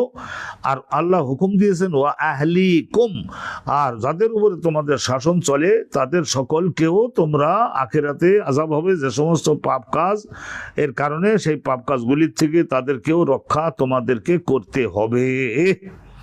তাহলে এখন বুঝে দেখেন, তাহলে ওর নিজেদের ছেলে মেয়ে স্ত্রী পুত্র পরিজন তাদের সকলকে ওই বিধান দিয়ে গেল, আইন করে দিয়ে গেল যে 40 দিন পর্যন্ত এই ধরনের ক্রন্দন করবি। কিন্তু সেই ক্রন্দনটা কোন কান্দাটা পাপ হবে সেইটার একটা ব্যাখ্যা কিন্তু আমাদের সকলকে জানতে হবে। যেটা অসাধারণ চেঁচানো, গ্রামের লোক জমা করা, আরে মুখের গোস্ত উঠেই পেলানো, জামা কাপড় টেনে ছিঁড়িয়ে পেলা, এই সমস্ত। আর এমন কাঁদতেছে যে কাঁদতে কাঁদতে একটা যুবতী বউ বা মেয়ে সমস্ত শরীরের কাপড় চোপড় গুলো খুলে গেছে, হাজার মানুষ ওইটা দেখলো এবং হাতে তালি দিল, এই ধরনের ক্রন্দন। আর যদি বিশেষ করে কবরের ওই ব্যক্তি যদি এই ধরনের লিখিত নির্দেশ দিয়ে টাকা পেমেন্ট পর্যন্ত করে গিয়ে থাকে। ওয়াকাল নবী সাল্লাল্লাহু আলাইহি ওয়াসাল্লাম, রাসূলুল্লাহ সাল্লাল্লাহু আলাইহি ওয়াসাল্লাম বলেছিলেন, কুল্লুকুম রাইন, তোমাদের মধ্যে প্রত্যেকটা ব্যক্তি দায়িত্বশীল, ওয়া কুল্লুকুম মাসউলুন আন রাইয়াতিহি, আর প্রত্যেক ব্যক্তি কিয়ামতের বিচারের দিনে জিজ্ঞাসার সম্মুখীন হতে হবে যে সে তার নিজের কর্তব্য এবং দায়িত্ব কতটুকু পালন করেছিল। ফাইজাল আমি এখন মিন সুন্নতিহি, আর এখন মনে করে নিন তার আত্মীয় স্বজনরা যদি ক্রন্দন করে, আর ক্রন্দন করে যাওয়ার জন্য যদি সে আইন তৈরি করে যদি না দিয়ে গিয়ে থাকে, ফাহুয়া কামা ক্বালাত আয়েশাতু, তাহলে আয়েশা সিদ্দিকা যেমন বলেছিলেন ওই অনুপাতে হবে। ওয়ালা তাজিরু ওয়াজিরাতুন ওয়িজরা উখরা, কোনো একজন পাপের বোঝা বহনকারী পাপের বোঝা বহন করবে না, ওয়েজরা উখরাতান, অন্য আর একজন পাপী ব্যক্তির। তাই এখন মনে করেন একটা লোক মারা গেছে, সে বলেও যায় নাই, আইনও করে দিয়ে যায় নাই যে 3 দিন পর্যন্ত তোমরা আমার জন্য এইভাবে কানবা, জামা কাপড় ছেড়বা, তারপর এই ধরনের গায়ের গোস্ত ওই ধরনের উঠেই ফেলা উচিত, এই যে বলে যায় নাই। তাইলে তারা যদি কেউ ক্রন্দন করে আর সেই কান্দাটাও যদি গায়রে শরিয়াতি হয়, তা ওর কারণে তাইলে কবরের ওই ব্যক্তিকে কেন শাস্তি দেওয়া হবে? একজনের পাপের বোঝা তো আর একজনের ঘাড়ে দেওয়া যাবে না। এই যে গায়রে শরিয়াতি কানলো, এটা যারা কানলো তাদের উপরে তাদের শাস্তিটা তাদেরকে দেওয়া হবে। ওয়াহুয়া কাকাউলিহি, আল্লাহ পাক রব্বুল আলামিন আরো কোরআন শরীফে এই ধরনের আয়াত, ওই মৃত ব্যক্তি যদি বলে না যায় তাহলে তার কোনো শাস্তি হবে না এদের এই পাপের কারণে। ওয়াইন তাদউ মুসকালাতুন, ওয়াইন তাদউ মুসকালাতুন, মুসকালাতুন মানে এমনিতেই যার ঘাড়ের উপরে বিরাট বিরাট বোঝা, সে যদি ডাকে, ওয়াইন তাদউ, সে যদি ডাকে, মুসকালাতুন মানে বিরাট বোঝা, সকিল মানে বিরাট বোঝা গাড়ি করা যে লোকটা, সে যদি ডাকে ইলা হেমলিহা, তার মাথার বোঝাটা আর একজনকে বহনের জন্য, লা ইউহমালু মিনহু শাইউন, তাহলে ওর বোঝা অন্য আর একজন ব্যক্তি পুরুষ বা মহিলা কর্তৃক বহন করা কখনোই লাগবে না বা হবে না। ওমা ইউরাক্কাসু মিনাল বুকাই, আর শোনেন আর একটা এখন আসল মশালাটা একটু জেনে নিন। ওমা ইউরাক্কাসু মিনাল বুকাই ফি গায়রি নূহ, আর এই ধরনের তীব্র আকারে ক্রন্দনটা মারাত্মক শব্দ করে যদি না হয় তাহলে সেটা রুখসত আছে, অনুমোদিত আছে, পছন্দনীয় আছে, ভালো। ওয়াকাল নবী রাসূলুল্লাহ সাল্লাল্লাহু আলাইহি ওয়াসাল্লাম একবার বলেছিলেন, লা তাকতুলু নাফসুন যুলমান, লা তাকতুলু নাফসুন যুলমান, কোন একজন ব্যক্তিকে, কোন একজন প্রাণীকে, কোন একজন মানুষকে জুলুমের ভিত্তিতে হত্যা করা যাবে না। ইল্লা কানা, যদি কেউ হত্যা করে, ইল্লা কানা আলা ইবনে আদম, আলা ওয়াল, আদম আলাইহিস সালামের প্রথম ছেলে, আদম আলাইহিস সালামের প্রথম ছেলে মানে ওই যে কাবিল, তার ঘাড়ে কেফলুন মিন দাম্মিহা, কেফলুন মিন দাম্মিহা, এই ব্যক্তি যে হত্যাকারী এর যে পাপ হবে, এই পাপের সমান পাপ ওই আদমের ওই বড় ছেলের ঘাড়ে যাবে, কারণ সে পাপের পথটা শিখাইয়ে গেছে, দেখিয়ে গেছে। ওয়াজালিকা, এটা এই কারণে ওর পাপের ঘাটলি আন্নাহু আউয়াল মান সান্না কতলা, কারণ সে ব্যক্তি মানব হত্যার রাস্তা সুন্নাত দেখাইয়ে গেছে। অতএব কেউ যদি এই ধরনের কান্না, এরকম বিকট শব্দে ক্রন্দন করা, এমন কান্দা কানতে হবে যাতে করে হাজার খানেক লোক সেখানে সমবেত হয়, হাজার খানেক লোক যাতে সমবেত হয়, কাপড় চোপড় ছিঁড়ে ফেলতে হবে, বিবস্ত্র হয়ে যেতে হবে, মুখের এবং দেহের গোস্ত নখ দ্বারা বা ছুরি দ্বারা এগুলো কেটে করে ফেলতে, এরকম কান্না যদি হয় তাহলে সেটা, আর এই ধরনের যদি আইন করে দিয়ে যায় তাহলে সেই কান্নাটা নিষিদ্ধ হবে, আর ওর কারণে দাফনকৃত ব্যক্তির শাস্তি হবে। আর সাধারণভাবে একজন মানুষ মারা গেলে, সাধারণ মতো একজন মানুষ মারা গেলে তার বিচ্ছেদে যদি কেউ কান্দে তাইলে সেটা প্রশংসনীয় কান্দা। এই ধরনের কান্দা রাসূলুল্লাহ কেঁদেছেন, সাহাবাগণ কেঁদেছেন, আমরাও কান্দবো। পুত্র কন্যা মারা গেলে শরীয়ত মতো কান্না যেটা। এই হাদিসটা শুনে নিন। আলহামদুলিল্লাহ কয়েকটা লাইন আছে, আমাদের এই পাতাটা আমাদের উল্টাই দিতে হবে। হাদাসানা আবদান ও মুহাম্মদ, এই দুইজন রিওয়ায়াত ইমাম বুখারীর শিক্ষক, এখানে আবদান আর মুহাম্মদ দুইজন। ক্বালা আকবারনা আব্দুল্লাহ ইবনুল মুবারাক ক্বালা আকবারনা আসিম ইবনে সুলাইমান আবু সুলাইমান ক্বালা হাদাসানি Usama ibn Zayd. Usama ibn Zayd রাসূলুল্লাহর ওই যে পোতা ছেলে, মানে পোষা ছেলে ছিল না যায়েদ বিন হারেসা, তার ওই যে উসামা হয়েছিলেন, উম্মে আইমানের সঙ্গে বিয়ে দিয়েছিলেন না পরবর্তীতে উম্মে আইমান, তো উম্মে আইমানের পেটে হয়েছিল হযরত উসামা। ক্বালা আরসালাত বিনতুন নবী, একটা ঘটনা এখানে শোনেন, মজাদার ঘটনা, কিন্তু একটু ঘটনাটা শুনেন। ক্বালা আরসালাত বিনতুন নবী, রাসূলুল্লাহ সাল্লাল্লাহু আলাইহি সাল্লামের বড় মেয়ের নাম ছিল হযরত সাইয়্যিদা জয়নাব। তো হযরত জয়নাব একজন লোককে পাঠালেন ইলাই রাসূলুল্লাহর নিকটে। কি খবর দিয়ে পাঠালেন? আন্না ইবনান লি কুবাজা, আমার একটা ছেলে, ইয়া রাসূলুল্লাহ সাল্লাল্লাহু আলাইহি ওয়াসাল্লাম, আমার একটা ছেলে মারাত্মক ধরনের ব্যাধিগ্রস্ত হয়ে এখন কুবাজা, তার মানে তার জান কবজ হওয়ার কাছাকাছি এসে গেছে, আপনি একটু দয়া করে আসেন। বাপের খবর দিয়েছে, ফাতেন আপনি একটু আমাদের কাছে আসেন। সালাম, রাসূলুল্লাহ সাল্লাল্লাহু আলাইহি ওয়াসাল্লাম আর একজন লোক পাঠালেন, সালাম, রাসূলুল্লাহ সালাম পাঠালেন, ওই বড় মেয়ের জন্য সালাম পাঠালেন। ওয়াকুল, এবং বললেন কি, ইন্না লিল্লাহি মা আখাযা, নিশ্চয় আল্লাহর মালিকানায়, মা আখাযা, যে সন্তান আল্লাহ নিয়ে যান সেটাও আল্লাহর মালিকানায়, ওয়ালাহু মা আতা, আর যেগুলো রেখে যান সেটাও আল্লাহর মালিকানায়। ওয়া কুল্লুন ইনদাহু বিআজালিন মুসাম্মা, আর প্রত্যেকটা ব্যক্তির একটা জীবনকাল নির্ধারিত আছে। ফাল তাসবির, এখন তোমার ওই ছেলের অসুখ হয়েছে, আল্লাহ হায়াত থাকলে বাঁচাবে, সবর করো, আমি মারাত্মক জরুরি কাজের মধ্যে আছি। ফাল তাসবির ওয়াল তাহতাসিব, এবং আল্লাহ পাক রব্বুল আলামিন, এই যে কষ্ট তোমার হয়েছে, ছেলে যদি মারা যায়ও তাহলে বিরাট পুরস্কার জগতে পরকালে তুমি পাবা, কারণ 3 বছরের 4-5 বছরের বেশি বয়স তার হয় নাই, বিরাট ইহতিসাব মানে পুরস্কার তুমি পাইবা। ফা আরসালাত ইলাইহি, তখন সহ্য করতে না পেরে, এটা অবগত হলেন, সহ্য করতে না পেরে হযরতে জয়নাব উনি কি করলেন, পরে আরেকটা লোক পাঠালেন। ফা আরসালাত ইলাই, রাসূলুল্লাহর কাছে আরেকটা লোক পাঠালেন। তুকসিমু আলাইহার, কসম দিয়ে বললেন, যাইয়ে বলবা যে আল্লাহ আপনার বড় মেয়ে কসম করেছেন, আল্লাহ রাব্বুল আলামিনের নামে কসম করে আপনার কাছে দাবি জানিয়েছেন যে আপনাকে আপনার বড় মেয়ের বাড়িতে এখন আসতে হবে। লাইয়াতিয়ান্নাহা, নিশ্চয় তিনি যেন এই মহাবিপদের সময় আমার কাছে একটু আসেন। তো এখন রাসূলুল্লাহ দেখলেন যে আরে আমার মেয়ে তো পাগলিনীর মতো হয়ে গেছে। ফা কমা, রাসূলুল্লাহ তখন যে কাজে ছিলেন সেই কাজটা আপাতত স্টপ করি, আর কাজটা ইতিমধ্যে হয়েও গেছে। রাসূলুল্লাহ দাঁড়ালেন, ও মাহু, ও রাসূলুল্লাহর সঙ্গে আবার হেঁটে গেলেন মহাবিপদের কথা শুনে সাদ ইবনে ওবাদা, মুআজ ইবনে জাবাল, উবাই ইবনে কাব, আর যায়েদ ইবনে সাবিত, ওয়া রিজালুন, আরো 8-10 জন পুরুষ লোক রাসূলুল্লাহর সঙ্গে গেলেন। ফারুফিয়া ইলা রাসূলিল্লাহি আসসাবি, ওখানে যাওয়ার পরে সঙ্গে সঙ্গে নবী করিম সাল্লাল্লাহু আলাইহি ওয়াসাল্লামের নাতি রফিয়া ইলা রাসূলিল্লাহ, রাসূলুল্লাহর সামনে এনে রবি পাকের কলিজার এই ধন, রাসূলুল্লাহর ওই যে ছেলেটা অসুস্থ হয়েছে নাতি, তাইলে আবুল আস নামক ওই যে বড় জামাই, বিরাট একটা ইতিহাস এখানে আছে। ওই ছেলে, তাহলে ওই ছেলেটাকে রাসূলুল্লাহ কোলে দেওয়া হলো। ওয়া নাফাসুহু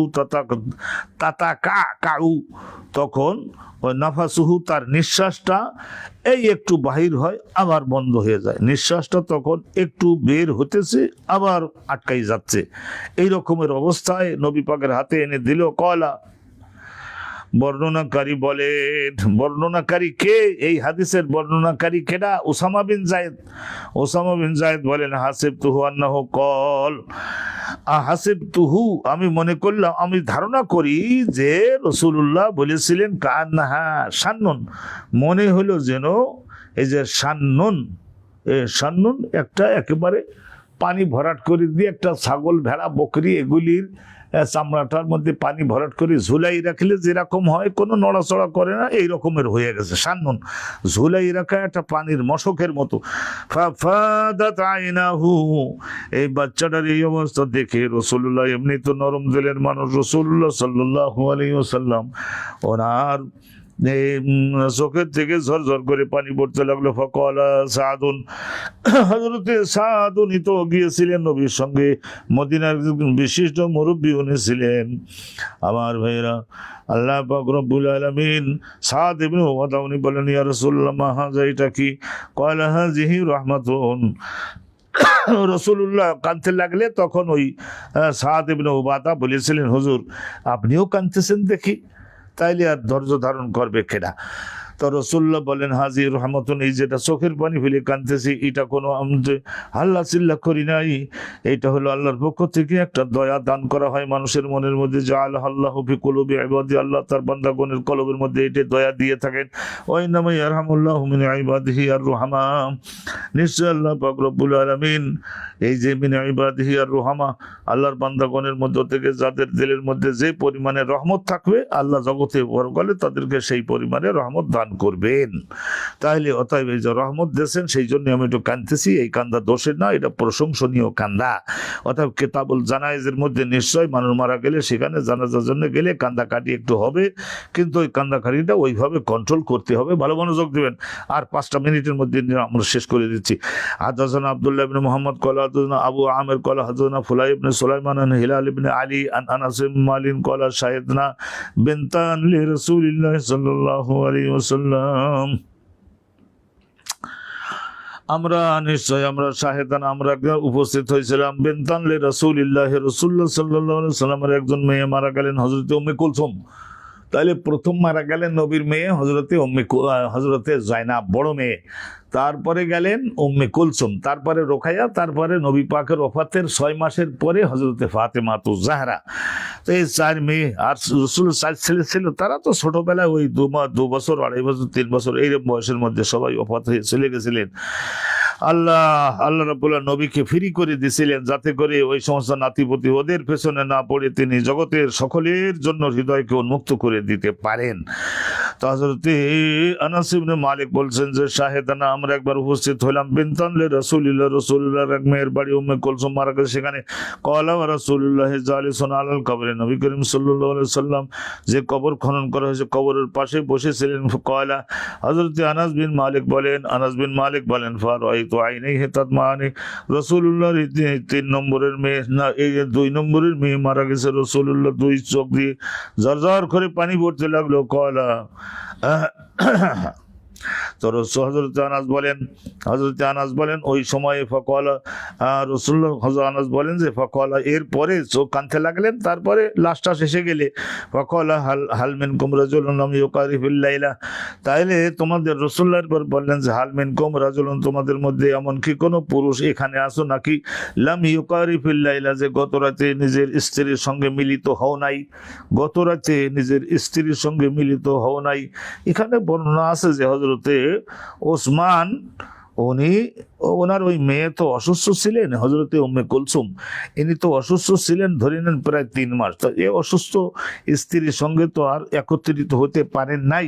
তো এই জন্যই হযরতে ওসমান ওই রাতে আরেকজন অন্য একজন স্ত্রীর সঙ্গে উনি একত্রিত হয়েছিলেন। রাসূলুল্লাহর কাছে এইটা অবজ্ঞ নলেজের মধ্যে ছিল।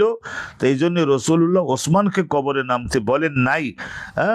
এটা তো দিলের কষ্ট যে আমার মেয়েটা মারা গেল, আর এই রাতে হযরতে ওসমান অন্য আরেকজন স্ত্রীর সঙ্গে এই ধরনের একত্রিত হয়েছে। তো রাসূলুল্লাহ বললেন যে তোমাদের মধ্যে এমন কি কেউ আসো যে গত রাতে নিজের স্ত্রীর সঙ্গে একত্রিত হও নাই? তখন হযরতে আবু তালহা বললেন আমি আছি হুজুর, ইয়া রাসূলুল্লাহ। ক্বালা, তো রাসূলুল্লাহ বললেন ফানজাল, তাহলে তুমি নামো, কবরে নামো। ক্বালা ফানাজালা ফি কবরিহা, তো তখন ওই কবরে নামলেন এবং ওই লাশ ধরলেন, সহায়তা করলেন, আর অন্যান্য আরো লোকেরা নামলেন। নামলো এবং সুন্দর করে দাফন কাফন করা হলো।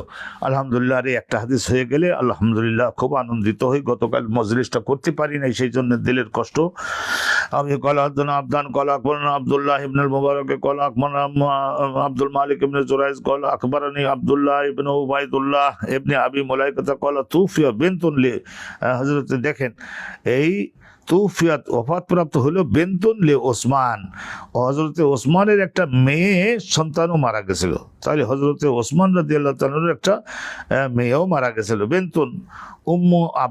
উম্মে আবান ছিল নাম, উম্মে আবান, মক্কায়, মানে হিজরতের আগে। ওয়াজিনা লেনা শাহাদাহা, আর আমরা ওই জানাজার ওই জায়গায় হাজির হয়েছিলাম। ও হাদারাহা আব্দুল্লাহ ইবনে ওমর, ওই জায়গায় আব্দুল্লাহ ইবনে ওমরও হাজির হয়েছিলেন। ও আব্দুল্লাহ ইবনে ওমর, তাইলে এটা হিজরতের আগে না হয়ে বরং পরেই হতে পারে। হাদারাহা ইবনে ওমর ওয়া ইবনে আব্বাস, আব্দুল্লাহ ইবনে আব্বাস ওই অনুষ্ঠানে হাজির হলেন। আব্দুল্লাহ ইবনে ওমর ওয়াইনানি লাজালিসুন বাইনাহুমা, তাহলে আব্দুল্লাহ ইবনে ওমর, আব্দুল্লাহ ইবনে আব্বাস দুইজন বসে আছেন আর আমি বসেছি। আনাস বিন মালিক বলতেছেন যে আমি বসে আছি তাদের দুজনের মাঝখানে। আমি বসে আছি আব্দুল্লাহ ইবনে ওবায়দুল্লাহ ইবনে আবি মুলাইকা, ইনি বলতেছেন যে আমি বসে আছি তাদের দুইজনের মাঝখানে। আও ক্বালা জালাস্তু ইলা আহাদিহিমা, অথবা বলছিলেন যে আমি একজনের পাশে বসেছিলাম, সুম্মা জাআল আখারু, আর ওই যে আব্দুল্লাহ ইবনে ওমরের পাশে বসে আছি, পরে আব্দুল্লাহ ইবনে আব্বাস হলেন আমার বাম পাশে বললেন। ফাজালাসা ইলা জামবি, দুই বারে দুজন, আমি মাঝখানে। ফাকালা আব্দুল্লাহ ইবনে ওমর, আব্দুল্লাহ ইবনে ওমর বললেন, কাকে বললেন? লে আমর ইবনে ওসমান, আমর ইবনে ওসমানকে বললেন। আলা তানহা আনিল বুকায়ে, আমর ইবনে ওসমানকে বললেন যে এখানে যে পরিমাণে কান্দাকাটি হচ্ছে তো ক্রন্দনের বিষয়গুলো একটু নিষেধ করেন। ফাইনা রাসূলুল্লাহ কল, নিশ্চয় নবী করিম সাল্লাল্লাহু আলাইহি ওয়াসাল্লাম বলছেন, ইন্নাল মাইয়িতা ইল্লা ইউআযাবু বিবুকাই আহলি আলাইহি, নিশ্চয় একজন কবরে দাফনকৃত ব্যক্তি তাকে শাস্তি প্রদান করে আল্লাহর ফেরেশতাগণ, বিবুকাই আহলিহি আলাইহি, তার আত্মীয় স্বজনরা যদি ক্রন্দন করে তাকে কেন্দ্র করে। আসলে এই সমস্ত কথাগুলোর ব্যাখ্যা হলো ওই ক্রন্দন বলতে ওই জাহিলি জামানার ক্রন্দন, যেটা টাকা পয়সা পেমেন্ট করে এই ধরনের বলে যায়, এমন কান্দা কাঁদবি যাতে হাজার লোক জমা করতে পারিস, ভালো প্রচার হয়, আর মুখে জামা কাপড় ছিঁড়ে ফেলবি, মুখের গোস্ত ছিঁড়ে ফেলবি, এই ধরনের যদি সেই কান্দার কারণে ওই ব্যক্তির এই ধরনের হয়। ফাকয়লা, তখন হযরত আব্দুল্লাহ ইবনে আব্বাস বললেন, তো এখানে বিরাট একটা হাদিস। তো যাই হোক, আলহামদুলিল্লাহ, এটা ইনশাআল্লাহ তাআলা আল্লাহর রহমতে ভাগ্যে থাকলে আমরা আগামীকালকে আল্লাহর মেহেরবানি আগামীকাল সুন্দরভাবে মাহফিলটা হবে। আর আপনারা একটু দোয়া করে দিন। আমার পরিবারের একজন সদস্য ওই গতকাল যে কারণে আমরা অনুষ্ঠানটা করতে পারিনি, হাসপাতালে রয়েছেন। আল্লাহ রাব্বুল আলামিন তাকে যেন 16 আনার রহমত দান করেন এবং হেফাজত করেন, সুস্থতা আরোগ্য নসিব করুন। বর্তমানে এই ডেঙ্গু নামের এই যে মশা, এইটার কারণে বিভিন্ন মানুষ আমাদের অসুস্থ হচ্ছেন। তো সরকার বাহাদুর স্বাস্থ্য মন্ত্রণালয় ভালো করে যেন প্রচার করেন এবং সবাইকে সাবধান সতর্ক করেন। তো আল্লাহ রাব্বুল আলামিন আমাদের ছেলে মেয়ে সকলকে তো মশারি টশারি এগুলি টানিয়ে থাকবার ব্যবস্থা করতে হবে। আল্লাহ রাব্বুল আলামিনের কাছে রহমত চেয়ে আজকের এখানে শেষ করছি। ওয়া আখির দাওয়ানা আনিল হামদুলিল্লাহি রাব্বিল আলামিন। আসসালামু আলাইকুম ওয়া রাহমাতুল্লাহি ওয়া বারাকাতুহু।